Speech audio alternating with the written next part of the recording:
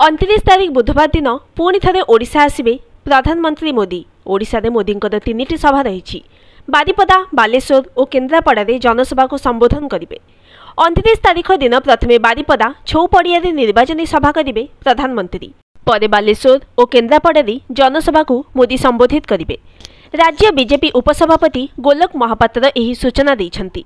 29 रे केन्द्रापड़ा साधारण सभा जोगदेवे प्रधानमंत्री मोदी। विधायक और सांसद प्रार्थी प्रचार करेंगे। एने केन्द्रापड़ा जिला बीजेपी पक्षर सूचना मिली। केन्द्रापड़ा बरस्थित सिद्धमठ पड़िया विशाल जनसभा जोगदेवे। सेपटे आसंता 29 तारिख में ओडिशा आसिबे एआईसीसी सभापति मल्लिकार्जुन खड़गे। ता परदिन अर्थात 30 तारिख में ओडिशा आसिबे कांग्रेस सांसद राहुल गांधी। राज्य कांग्रेस प्रभारी अजय कुमार यही सूचना देइछंती। 29 तारिख दिन 11 बालेश्वर में सभा करेंगे खड़गे। 29 तारिख अपराह्न 3टारे भद्रक चांदवाली खड़गेंकर सभा रही। 30 तारिख दिन 11 सिमुलिया सानमहितपुर राहुल एक जनसभा को संबोधित करने कार्यक्रम रही। सेपटे गतकाली ओडिशा आसीथिले केंद्र मंत्री स्मृति ईरानी। पारादीप कुजंग सभा बीजेडी उपर सीधा हमला करथिले स्मृति ईरानी।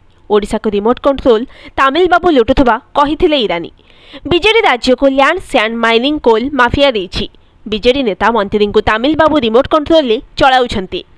मोदी जल जीवन मिशन पाई टंका देले, टंका गला कुआड़े। ओडिशा नेतृत्व को कैद करी रखा जाइछि। रिमोट रे सरकार चालुछि। नवीन बाबू को कहिबा बुलिबा पाई भी स्वाधीनता नथिबा कुहा जाउछि। रिमोट कंट्रोल तामिल बाबू रत्न भंडार रिपोर्ट काहीकि चापिले। राज्य में बीजेपी सरकार आसिले रत्न भंडार रिपोर्ट आसिबो। जदि रत्न भंडार रे किछि गड़बड़ी होइथिबो मोदी काहाको छाड़िबेनी बोली कहिसेंती Smriti Irani. Bureau report news today.